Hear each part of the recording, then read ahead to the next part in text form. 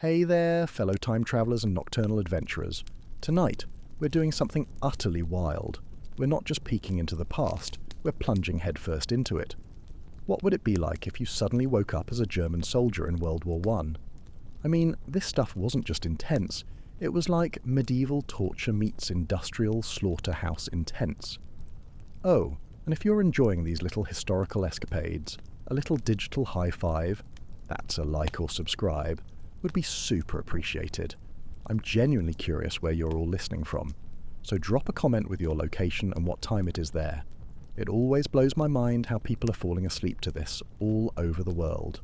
Right, enough chit-chat. Find that cozy spot. Take a nice, slow, fortifying breath and just let your body sink into whatever glorious softness you're currently occupying. We're heading back to August 1914 and trust me, you're going to be real grateful for that mattress by the time we're done. Welcome to the Kaiser's Army. Hope you like wool and weak coffee. So, congratulations. You just woke up in August 1914, not in your comfy bed, but in a rather unglamorous barracks somewhere in Germany. Your eyes flutter open to dim morning light, filtering through small, suspiciously grimy windows. The straw-filled mattress beneath you crinkles with a sound suspiciously like a bag of potato chips as you shift. Around you, dozens of other men are stirring, a symphony of groans and stretches, some already pulling on their field grey uniforms, looking like a collection of hastily assembled, slightly grumpy pigeons. Your nostrils fill with the distinct aroma of wool uniforms, stiff leather boots, and the ode to too many men packed into too small a space. Somewhere, a hopeful soul is brewing coffee. Not real coffee, mind you, but the kind of weak, grainy, vaguely brown substitute that only passes for coffee in military quarters. It probably tastes like regret and boiled socks. You sit up, your back protesting loudly from the thin, unforgiving mattress. Suddenly a bell clangs outside, sounding less like a gentle wake-up call and more like a furious blacksmith attacking an anvil. Everyone's moving faster, a chaotic flurry of limbs and fabric. You're swept up in it, your body moving with an uncanny, unsettling familiarity, like you've done this 1,000 times. Schnell, schnell, someone shouts. Quick, quick! And just like that, you're dressed in a scratchy wool uniform, what they call field grey, but it's more like a greenish grey that quickly fades to a duller, sadder shade after one too many washes. The boots are stiff leather, yet surprisingly, they're already worn in the right places for your feet. That's weird, right? Like they've been yours for months, even though your brain is screaming, "Who am I and why do I smell like a damp sheep?" The jacket buttons up tight around your neck with shiny silver buttons that you instinctively know not to polish too brightly.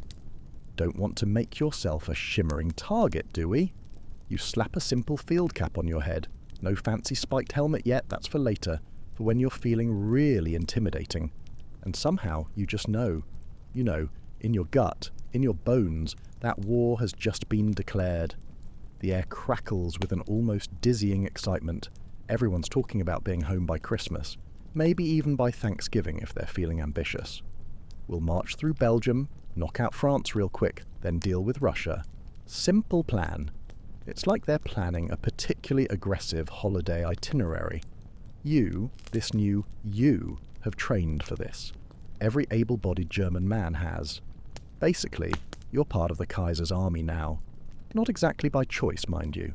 In Germany, military service has been compulsory for men since forever. 2 or 3 years of active service starting at age 20. But here's the truly bizarre thing. Almost nobody here is complaining. It's 1914, and the whole country is swept up in a fever pitch of patriotic fervour. "We'll be in Paris in a month," bellows the guy beside you, who you somehow know is named Heinrich. He's grinning, a wide, enthusiastic, slightly terrifying grin, as he straps on his gear. "The French will run at the first sight of us." You nod, a knot forming in your gut. Maybe it's the fact that you, the real you, know exactly how this all turns out, all 4 long, bloody years of it. Or maybe it's just breakfast, a chunk of dark bread that looks like it was baked from sawdust, and that coffee substitute that genuinely tastes like dirt. Delicious. The Great March West. Hope, naivete, and a whole lot of dust. Outside, thousands of men are gathering, a grey-green tide ready to roll. Your equipment feels heavy but familiar, like an old, uncomfortable friend. You've got this leather belt around your waist, with pouches bulging with 120 rounds for your Mauser rifle. A bread bag hangs at your side, holding your meagre personal items and rations. Probably more sawdust bread. Your canteen, filled with lukewarm water, rattles against it. At your hip is a bayonet, a brutal, pointy thing, thicker and more menacing than the British equivalent. The rifle itself, the Gewehr 98, feels solid in your hands, long, accurate, but you instinctively know it'll be awkward as heck in tight spaces. 5 rounds in the chamber. You've drilled with it hundreds of times, your body remembers the movements even if your mind is still doing a frantic inventory of your past life. The morning is bright and warm, a perfect summer's day in Germany. People line the streets as your regiment marches toward the train station. Girls throw flowers, probably thinking they're sending off heroes to a quick, glorious victory. Old men salute, tears in their eyes, filled with pride. Everyone cheers, a roar of patriotic excitement. You march and march, swept along in this seemingly endless river of field grey uniforms. Thousands upon thousands of men, all headed to war with smiles on their faces, completely oblivious to the unimaginable horror that awaits them. If only they knew what 4 years of trench warfare would do to those smiles. The train takes you west, rumbling towards Belgium. Inside, the mood is still strangely festive. Guys are singing patriotic songs, their voices surprisingly strong, playing cards, writing earnest, naive letters home. It's like a holiday mood, a grand adventure. And why not? The officers keep saying you'll be home by Christmas, a mantra repeated so often it almost sounds convincing. The Kaiser says it's necessary, Heinrich tells you, his face serious now, the grin replaced by a determined frown. France and Russia were going to attack us anyway. Britain too, probably. We're just beating them to it. Preemptive strike, you know. You nod again. What else can you do? Argue with the war fever? Tell them about Verdun? That would earn you a very swift trip to the nearest padded cell, or worse. Days pass in a blur of marching, punctuated by more train rides, then more marching. The initial excitement begins to wear thin, replaced by a dull ache. The weight of your pack digs into your shoulders like a tiny, persistent torturer. Your feet, initially pristine, develop blisters the size of small plums, then harden into calluses that feel like concrete. The summer heat makes your scratchy wool uniform stick to your skin with sweat, like a second, less pleasant skin. The wool itself smells worse each day, a pungent mixture of body odour, damp earth and existential dread. The Belgian border, where reality hits harder than a Mauser buttstock. And then suddenly you're at the Belgian border. The festive mood has evaporated faster than a puddle in the Sahara. The officers are shouting orders, their voices now sharper, laced with genuine tension. This is it. The war is about to begin for real. Nobody looks so cheerful anymore. Reality, with all the subtlety of an artillery shell, is setting in. The Belgians, surprisingly, aren't just letting you pass through like a polite tourist group. They're going to fight. And the British have joined the war too, which wasn't supposed to happen so fast, was it? Their army was supposed to be a small, easily dispatched nuisance. Clearly someone didn't read the memo. Your battalion moves through small Belgian towns. Some are already burning, columns of smoke curling into the summer sky. Civilians watch from windows, their faces etched with fear and unmistakably hatred. You've heard unsettling rumours that Belgian civilians are attacking German soldiers, franc tireurs they call them. So everyone's on edge, twitchy, trigger fingers ready. Any shadow, any sudden movement could mean danger. And then comes your first battle. It happens so fast you don't even register it. One moment you're marching down a country road, the sun glinting off your bayonet. The next you're diving for cover as bullets whiz overhead with a terrifying hum. The noise. That's what gets you first. It's not just loud, it's deafening. Rifles crack like thunder, machine guns chatter like angry metallic birds. Men scream, some in pain, some in terror. Artillery shells shriek through the air before exploding in geysers of dirt and metal, tearing the landscape apart. You find yourself firing your rifle at vague shapes in the distance. Are they Belgian? French? You can barely tell through the smoke and chaos. Your training takes over, a primal automatic response. Load, aim, fire. Load, aim, fire. The rifle butt slams into your shoulder with each shot, a jarring rhythm of destruction. Then, Heinrich, your enthusiastic companion, goes down beside you, clutching his leg, a wet, dark stain spreading across his uniform. Blood seeps between his fingers. The smell of copper fills the air. For a fleeting second, you panic, but then instinct kicks in. You help drag him behind a crumbling wall, your muscles straining, then your back firing again, a cog in this horrifying machine. Hours blur together into a meaningless sequence of noise and terror. By nightfall, you're utterly exhausted, your ears ringing, hands shaking so badly you can barely hold your rifle. But you're alive, and your side has won this small, brutal engagement. The Belgians have retreated, leaving behind a silence that feels heavier than the noise. That night, you sleep in a farmhouse that's been abandoned, its previous occupants having fled the advancing tide. You're too tired to even remove your boots, too weary to care about the straw poking your back. Your dreams are vivid, distorted replays of the battle, filled with the sounds of rifle fire and screaming. You jerk awake at every noise, every creak of the house, every rustle of the wind. The illusions of progress and the dawn of the trenches. The push continues. Each day brings more fighting, more marching, more death. But you're moving forward, always forward, deeper into France. The great Schlieffen Plan, the grand strategy to swing wide through Belgium and then down into France, encircling Paris from the north, seems to be working. Except, of course, it isn't quite working as planned. The plucky Belgians slowed you down with their unexpected resistance. The British are fighting harder alongside the French than anyone anticipated, like particularly stubborn terriers. And the Russians? They've mobilized faster than expected in the east, forcing Germany to divert precious troops, diluting the hammer blow in the west. By early September, you're utterly exhausted. Your unit has been marching and fighting for a month straight. Your uniform, once merely field grey, is now a caked, filthy, malodorous testament to grime and sweat. Your body is thin from inconsistent meals, your face gaunt, shadowed. But you've made it close to Paris. Victory seems tantalizingly within reach, just beyond the next muddy field. Then the order comes. The word echoes through the lines, unthinkable, demoralizing, retreat. The French and British have counterattacked at the Marne River, a desperate last-ditch effort. The German advance, once an unstoppable tide, has been stopped, ground to a halt. You fall back with the rest of your unit, confused and utterly demoralized. This wasn't supposed to happen. Paris was almost within reach. Now, you're digging in, north of the Aisne River, frantically creating defensive positions. And that, dear listener, is how it truly begins. The trenches. At first, they're just shallow scrapes in the dirt, hastily dug ditches, places to take cover from enemy fire.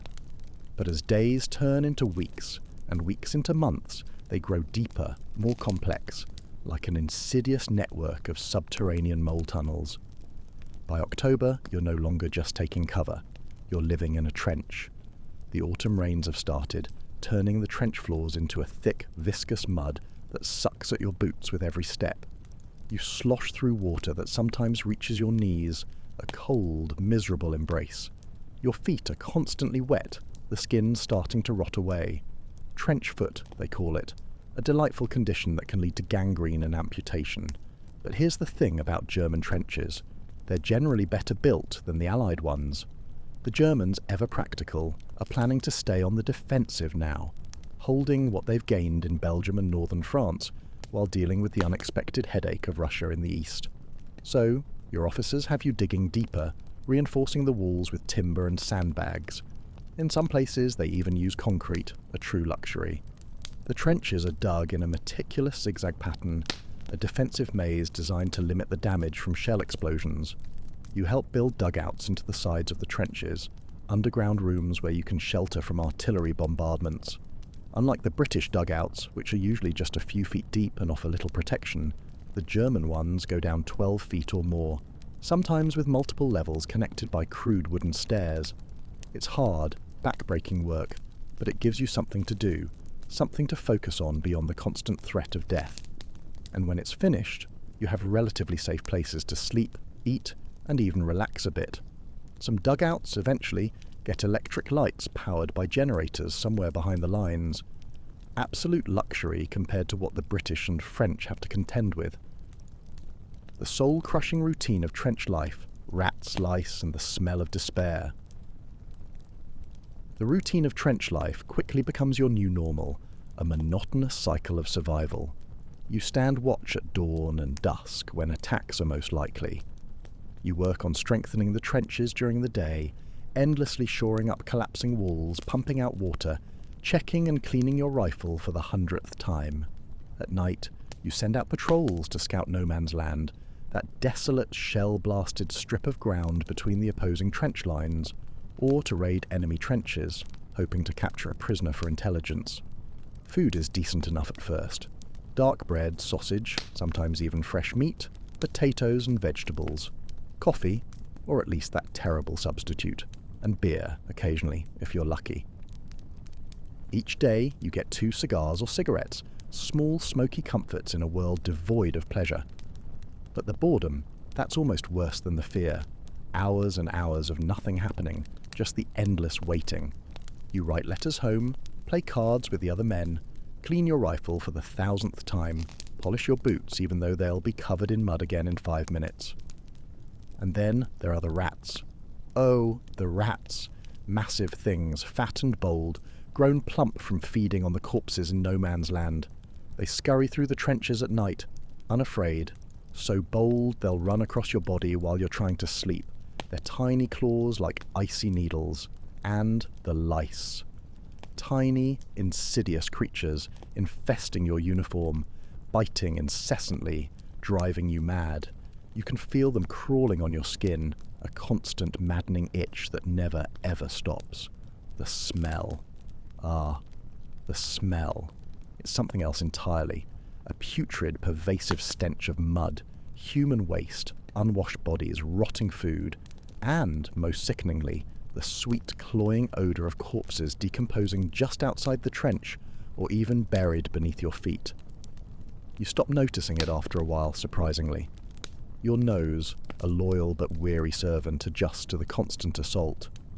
Winter comes, bringing with it freezing temperatures. The mud turns to solid ice, then thaws back into viscous mud, then freezes again. Your feet are never warm, no matter how many layers of soggy wool you wrap them in. You huddle with the other men in your dugout for warmth, personal space long forgotten, sharing body heat like a collective, miserable bear. Christmas 1914, a fleeting miracle. Christmas 1914 arrives. You're still in France, not home, like everyone so naively promised. But then, something truly strange happens. The firing stops. Across no man's land, you can hear the British singing carols, their voices surprisingly clear in the sudden silence. Someone on your side, perhaps driven by a desperate longing for home, starts singing too.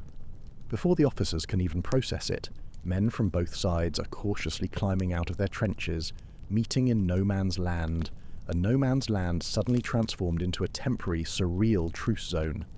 They exchange small gifts, cigarettes, chocolate, badges. There's even a spontaneous football, soccer game for a few glorious hours. For a brief, incredible moment, there's no war, just men who want to be home, finding a fleeting moment of peace and shared humanity. But it doesn't last. The officers, horrified by this breach of military protocol, quickly put an end to it. The war, cold and brutal, resumes. The momentary truce becomes a wistful, almost unbelievable memory. New horrors and the grind of years. The uniform changes. So does your soul. And now there's a new horror to face. In April 1915, near Ypres, your commanders try something new, something truly insidious. Gas. Chlorine gas, released from cylinders, forming a greenish-yellow cloud that drifts slowly, inexorably toward the enemy trenches. You watch from a distance, your new gas mask clutched in your hand, ready. The Allied soldiers opposite have no protection. They cough, choke, vomit, and die. Their lungs dissolved from the inside out. It opens a terrifying gap in their line, but the German forces aren't ready to exploit it fully. And soon enough, horrifyingly, the Allies have gas too. Now, you have to worry about this new invisible poison drifting into your trench, turning the very air you breathe into a weapon. Your gas mask, cumbersome and uncomfortable, restricting your vision and breathing, becomes your new best friend. It's better than having your lungs melt. The war grinds on. 1915 passes, a blur of mud and misery. Then 1916, major battles flare up. Verdun, the Somme, battles that devour men like a hungry beast, millions dying for gains measured in mere yards. Your world shrinks to the few hundred yards of trench that your unit occupies. You know every corner of it, which boards are loose, where the best shelter is during artillery bombardments, which parts flood worst after rain. Your body settles into this new, grotesque normal. You sleep lightly, one ear always alert for danger. You can tell the difference between dozens of shell types just by their sound as they fly overhead. You know exactly how long it takes to put on your gas mask in the dark. Friends die. New men arrive to replace them. They look so young, so clean, their eyes still holding the naive spark of pre-war life. They haven't learned yet how to survive in this hell. Many don't last long. You survive because you're careful. You keep your head down. You don't volunteer for dangerous missions. You maintain your equipment like it's your lifeblood. You watch for signs of trench foot and treat it early. But mostly, you survive because of sheer blind luck. The shell that lands 10 feet away instead of directly in your dugout. The sniper who misses by inches. The patrol that chooses the trench section next to yours to raid. And all the while, the war keeps changing, morphing into something ever more monstrous. New weapons appear, terrifying flamethrowers that vomit fire. Better, faster machine guns, more effective, more destructive artillery, and then the ultimate nightmare, tanks, lumbering across no man's land like iron monsters shrugging off rifle fire. You shift a little, getting more comfortable on your imaginary mattress as you think about how, in the middle of all this horror and monotony, the uniform on your back is changing too. The iconic spiked helmet, the Pickelhaube, has given way to the new, more practical Stahlhelm, a steel helmet that actually offers decent protection. Your blue uniform, a relic of earlier wars, has been replaced entirely by field grey. Equipment evolves, adapting to the brutal realities of this new kind of warfare. 1917, the veteran's reality, life underground. By 1917, the war has transformed everything. You've been in the trenches for so long now that civilian life feels like a distant, hazy dream, like a faded photograph. The man you were before the war, he's gone. Replaced by this hollow-eyed veteran who flinches at loud noises, instinctively hits the dirt at the sound of a distant whistle, and can sleep through artillery bombardments that would make a normal person weep in terror. Your trench has become more sophisticated over time. What started as a simple ditch is now an engineering marvel, 12 feet deep in places, reinforced with timber and concrete. Dugouts extend far underground, some big enough to house dozens of men. The officers' dugouts even have proper furniture, salvaged from abandoned houses, a bizarre touch of domesticity in this subterranean hellscape. This morning, you wake in your underground shelter. Unlike the British and French troops who often sleep in shallow holes or right in the trench itself, your dugout is relatively comfortable, deep enough that artillery can't reach it unless there's a truly unlucky direct hit. The wooden planks beneath you aren't exactly a feather bed, but they're dry. That's something. The space is crowded with 8 other men, all still sleeping in the dim yellowish light of a single electric bulb powered by a generator somewhere behind the lines. Their breathing creates a chorus of snores, wheezes, and the occasional soft groan. The air is thick with the pervasive smell of unwashed bodies, damp wool, and stale tobacco. You check your watch. 5:30. Almost time for stand to, when everyone mans the fire step at dawn. The most likely time for an enemy attack. Your body knows the routine so well, you barely need to think about it. You reach for your Stahlhelm, the steel helmet that replaced the old leather Pickelhaube. This one actually provides some protection from shrapnel. Running your fingers over its surface, you can feel the dents and scratches from countless near misses, each one a tiny, terrifying reminder of a time you almost died. Outside, the pre-dawn air is chilly, the kind of crisp cold that heralds spring in northern France. A light mist hangs over no man's land, obscuring the British trenches opposite. They're about 80 yards away, though it might as well be 80 miles for all the chances of reaching them alive in daylight. "Anything?" you ask the night sentry, a young kid who couldn't be more than 18, his face pale and drawn in the gloom. He shakes his head. Quiet night. Some rifle fire around midnight. Nothing close. You nod, a silent acknowledgement of a precious gift. Another quiet night. You take your position on the fire step, a narrow ledge that allows you to peer over the parapet with your rifle ready. All along the trench, other men are doing the same, spaced out at regular intervals, eyes scanning the mist for any movement. This is the morning hate ritual.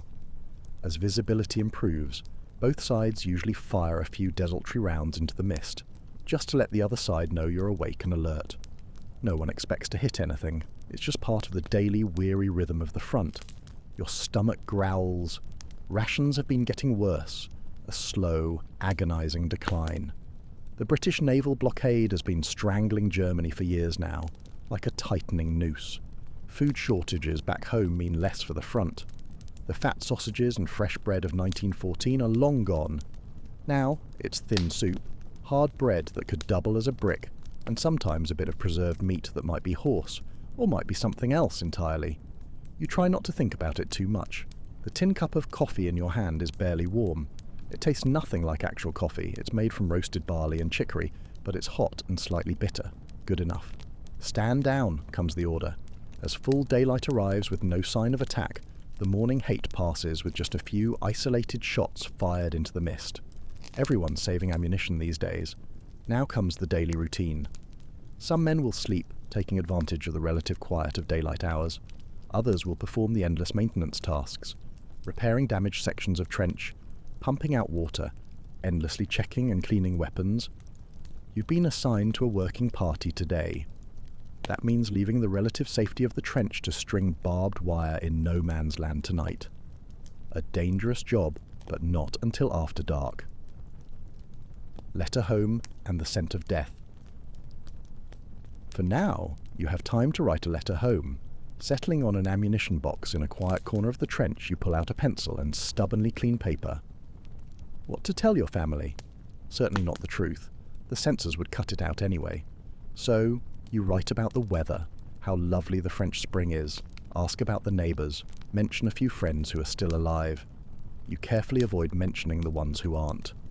"Post going out today?" asked Heinrich, who somehow, miraculously, survived that leg wound 3 years ago. He walks with a pronounced limp now, but stubbornly refused to accept a discharge. He said he'd rather be with his comrades than trying to explain the war to civilians who could never possibly understand. "That's what I heard," you say, folding the letter carefully. Though, who knows when it'll actually reach home. Heinrich nods, his face gaunt and streaked with dirt beneath a week's growth of beard. "My wife's last letter took 2 months to get here. Said they're eating turnips and bread made with sawdust. You've heard similar stories from others. The home front is suffering almost as much as the soldiers."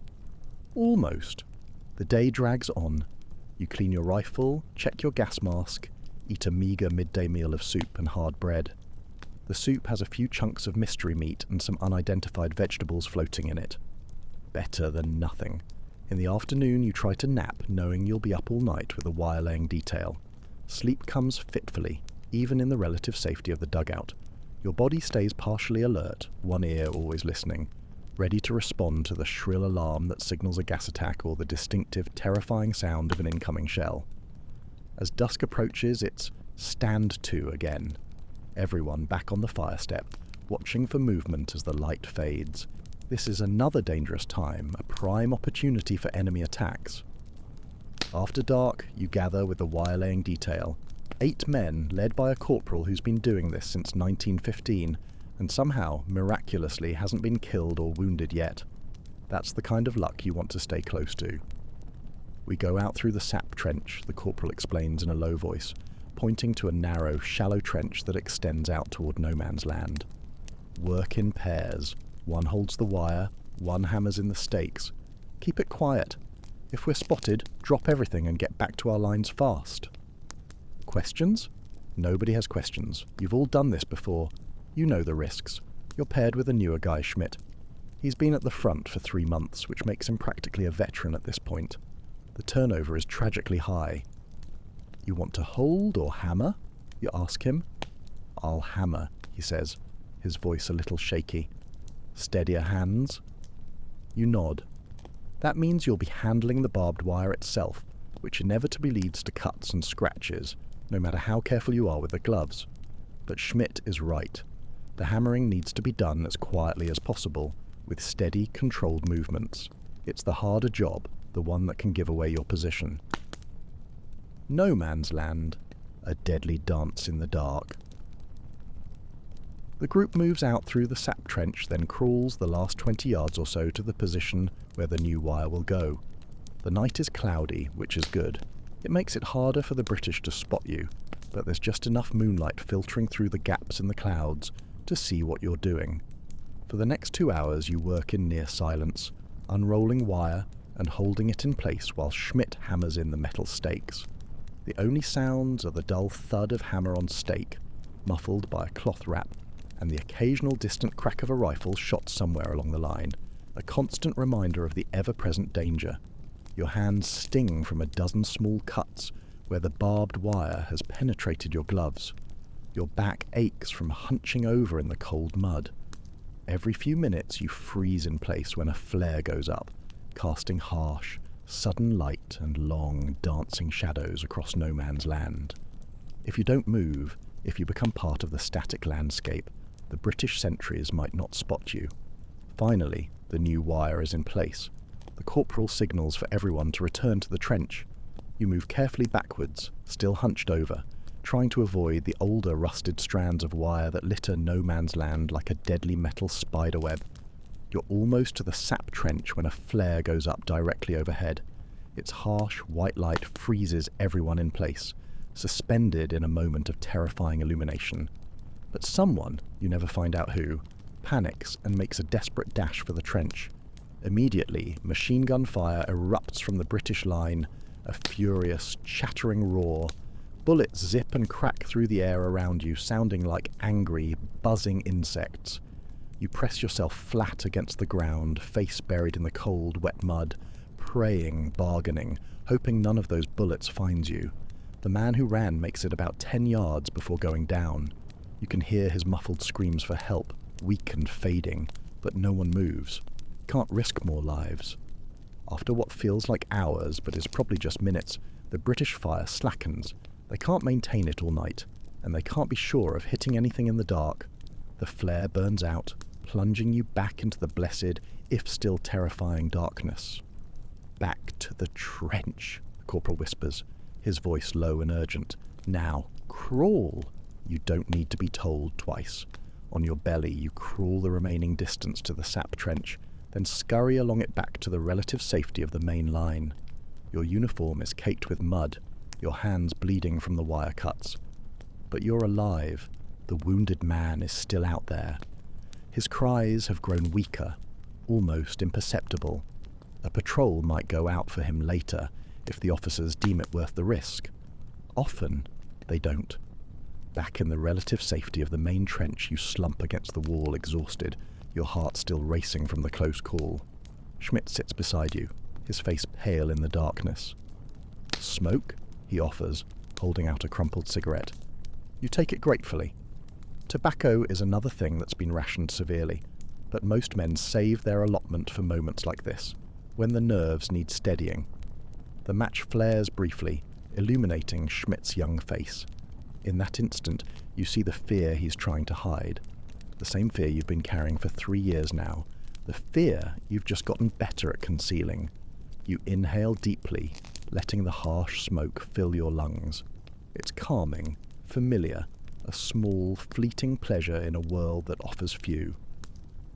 Think they'll send a patrol for Miller? Schmidt asks quietly, naming the man who was hit. You shrug. Depends if they think he's still alive, and how busy the Tommies are tonight.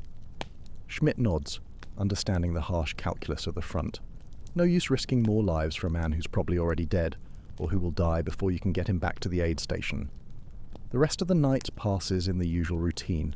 You clean yourself up as best you can, bandage the worst of the cuts on your hands, eat a cold ration of bread and some preserved meat from your bread bag. Then you take your turn on sentry duty, staring out into the darkness, listening for any sound that might indicate a British patrol or raid. 1918, the last great gamble, stormtroopers and a fading hope. The next day brings news. Another big offensive is coming. The rumours have been circulating for weeks, a nervous undercurrent, but now it's official. The spring offensive of 1918, Germany's last great push to win the war before American troops, fresh and seemingly endless, arrive in large numbers. The plan sounds ambitious, daring. Break through the British lines, drive to the Channel ports, cut off their supply lines, end the war before the Americans can make a difference. But you've heard big plans before. The Schlieffen Plan in 1914, the attack on Verdun in 1916 that was supposed to bleed France white. None of them delivered the promised victory. Still, there's a different feeling this time. Units from the Eastern Front are arriving daily, freed up by Russia's chaotic exit from the war. New tactics have been developed. Stormtroopers, special assault troops, have been training for months in new, frightening methods of attack. For the first time in years, there's a flicker of possibility. Maybe, just maybe, this war can still be won. The preparations are intense. Training in the new infiltration tactics, stockpiling ammunition and supplies, bringing up artillery, all done as secretly as possible to maintain the element of surprise. You find yourself assigned to a stormtrooper unit, based on your experience and surprisingly good physical condition, a rarity after years of poor rations. The training is different from anything you've done before. Instead of mass attacks across no man's land into machine gun fire, you'll be moving in small, agile groups, bypassing strong points, pushing deep into enemy territory. The weapons are different too. More machine guns, many of them lighter models that can be carried by 1 or 2 men. Flamethrowers, the new MP-18 submachine guns, automatic weapons perfect for trench clearing, and plenty of grenades, both the stick type and the egg-shaped models. The training is exhausting, brutal, but it's also the most interesting thing you've done in years. It feels good to be moving, to be active, instead of just sitting in a trench waiting for shells to fall. And there's better food, at least temporarily. The army is making sure the assault troops are well fed. Meat appears in the stew again. There's even real coffee occasionally, a luxury you'd almost forgotten existed. As the offensive draws closer, tension builds to a fever pitch. Everyone knows this is Germany's last best chance. The British and French are exhausted too, their armies depleted by years of grinding warfare. But the Americans are coming. Fresh troops, vast industrial capacity, seemingly limitless resources. It has to be now or never. The night before the attack, you try to sleep but can't. No one can. The dugout is filled with restless men, silently checking equipment, writing last letters home, quietly talking in small groups, their voices hushed. You think about all you've survived to reach this point. The early, chaotic battles in Belgium, the disheartening retreat from the Marne, years of soul-crushing trench warfare, terrifying gas attacks, artillery bombardments that turned the landscape into a cratered moonscape, desperate raids and counter-raids across no man's land. So many close calls. The bullet that passed through your sleeve without touching skin. The shell that buried you alive until your comrades dug you out, gasping for air. The gas attack where your mask leaked slightly, leaving you coughing blood for days, but still alive when others around you died. And now, it all comes down to this. One massive, desperate push to break the stalemate and finally, mercifully, end the war. Will you survive this too? The odds aren't good. The initial assault troops always suffer the heaviest casualties. But what choice do you have? Desert. You'd likely be caught and shot. And where would you go anyway? The enemy lines are just as dangerous, and home is hundreds of miles away across a war zone. Number. You'll do your duty, like you always have. Follow orders. Try to stay alive. That's all anyone can do in this absurd, monstrous war. Over the top, the final gambit. As dawn approaches, you gear up. The Stahlhelm sits heavy on your head, a familiar weight.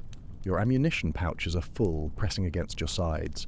Extra grenades, stick and egg, hang ominously from your belt. The MP-18 submachine gun is a comforting weight in your hands, far more effective for close combat in a trench than the old Mauser rifle. Your body feels tense, wired, but ready. 4 years of war have turned you into something you never expected to be. A professional soldier, honed by horror, skilled in the art of killing and surviving. Around you, thousands of other men are preparing in the same way. The trenches are packed with troops far more than usual, a living wave compressed before the crest. The attack will come on a wide front, a massive, desperate effort to rupture the Allied lines. Then, the artillery begins, even before dawn. Thousands of guns firing in a carefully orchestrated bombardment. Not the days-long shelling that telegraphs an attack, but a short, intense barrage designed to stun and suppress, to drive the enemy underground rather than to utterly destroy their trenches. Gas shells mix with high explosives, forcing the British to don their masks, making it harder for them to fight, blinding and disorienting them when the assault comes. You check your watch, counting down the minutes, each tick a hammer blow against your nerves. The bombardment will last exactly 2 hours. Then you go over the top. Your mouth is dry, your throat constricted. Your heart pounds in your chest like a trapped bird. Around you, men make final, quiet adjustments to their equipment. Some praying quietly, lips moving without sound, others silent, lost in their own terrified thoughts.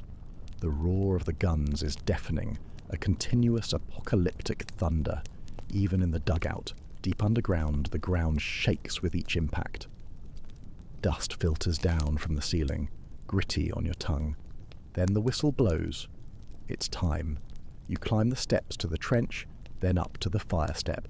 The sky is just beginning to lighten with the first hint of dawn. Smoke and dust from the bombardment hang thick in the air, providing a meagre, welcome cover. The officer gives the signal, a hand raised, then dropped, and you're up and over the parapet, moving forward in a low crouch, not the headlong, suicidal rush of earlier attacks. The stormtrooper tactics call for infiltration, finding weak points, bypassing strong resistance. The ground of no man's land is a nightmare landscape of shell holes, tangles of rusted barbed wire, and debris, the accumulated detritus of years of death. But the engineers have cut paths through the wire, marked with white tape. You follow these paths, moving as quickly as possible while staying low. Surprisingly, there's little immediate fire from the British lines. The bombardment has done its job, forcing them to keep their heads down, disrupting their communications. Your squad reaches the first British trench and drops into it. A few defenders are still there, dazed from the shelling, spitting curses. Brief, violent, close-quarter fighting erupts. The MP-18 proves its worth, sweeping the trench with automatic fire, a terrifying, efficient weapon. Grenades are tossed into dugouts, followed by muffled thuds and desperate cries. Within minutes, this section of trench is secured, but you don't stay to consolidate. That's for the regular infantry following behind. The stormtroopers push on, heading for the second line of trenches, then beyond. And, incredibly, it's working. The British defences are crumbling under the coordinated assault. The combination of the new tactics, the short, sharp bombardment, and the sheer, overwhelming weight of German numbers is crushing them. By mid-morning, you've advanced further in a few hours than either side has managed in years of previous fighting. The breakthrough you've all been waiting for, the mythical turning point, seems to be happening. The exhilaration of movement, of advance, after years of static, claustrophobic trench warfare, is intoxicating. Despite the danger, despite the mounting casualties, there's a wild, desperate energy in pushing forward, in seeing the enemy retreat. By nightfall, your unit has penetrated miles behind what was the British front line that morning. You're utterly exhausted, hungry, thirsty, your muscles screaming but triumphant. For the first time in years, It feels like the war might actually end and Germany might actually win. As you settle into a captured British dugout for a few hours of rest, the air still thick with the smell of explosives and despair, you allow yourself to imagine going home. Not just on leave, but for good. The war over, peace, normal life. It seems almost within reach now, a fragile, beautiful dream. You stretch out on a British army cot, surprisingly more comfortable than anything you've slept on in months. Your muscles gradually relax. The searing tension of the day's fighting slowly ebbs away. Despite the distant rumble of artillery and the unfamiliar surroundings, your body is surrendering to exhaustion. You shift slightly, finding that perfect spot as your breathing naturally slows. And just for a moment, a rare, precious moment, you allow yourself to hope that this offensive might really be the one that ends it all. The offensive stalls, the long retreat begins. The offensive continues for days, then weeks. The initial elation of that first breakthrough, that intoxicating taste of victory, slowly fades as the advance begins to slow, then sputter. The British and French are falling back, yes, but they're doing so in good order. They're not breaking, not collapsing as the High Command had predicted. And now the supply lines are becoming a crippling problem. Your stormtrooper unit has advanced so far, so fast, that the regular infantry and the vital supply wagons simply can't keep up. You're running desperately low on ammunition, food, even water. The countryside you're moving through has been utterly ravaged by years of war. There's little to forage, only desolation. "We've outrun our artillery," Heinrich says one evening, his voice hollow, as your squad settles into yet another abandoned farmhouse for the night. His face is gaunt, streaked with dirt and gunpowder, his eyes holding a familiar weariness. Can't advance without support. He's right. The momentum is visibly slowing. The British are bringing up reserves, fresh divisions, strengthening their lines. The easy, exhilarating gains of the first days are becoming agonizingly costly yards, won only with blood and sacrifice. And then there's something else, something new, something terrifying appearing on the battlefield in ever-increasing numbers. "Tanks," says Schmidt, who against all odds survived the initial assault with you. "More of them each day, and they're getting better at using them." The early British tanks were mechanical oddities, slow and unreliable, often getting stuck in the mud. But these new ones, these are faster, more powerful, and used in greater numbers, rolling across the shell-pocked landscape like iron monsters, spitting fire and defying rifle bullets. They're a demoralizing sight. The American troops are also beginning to arrive in significant numbers. Their fresh faces and seemingly endless supplies a stark contrast to your own exhausted, depleted forces. You see them captured sometimes, well-fed, well-equipped, almost arrogant in their confidence. Their presence is a crushing weight on morale. The spring offensive, which began with such desperate hope, is slowly, inevitably grinding to a halt. The dreams of Paris by summer are fading, replaced by the grim reality of more fighting, more death, and a retreat that feels increasingly less like a tactical maneuver and more like a desperate rout. The war, you realize with a cold dread, is far from over, and for the first time you allow yourself to truly believe that Germany might not win. Quite the whirlwind tour through a very, very bad time to be alive, right? I imagine you're feeling extra grateful for that mattress now, and perhaps a hot cup of actual coffee. What part of this grim little adventure would you least like to experience in real life?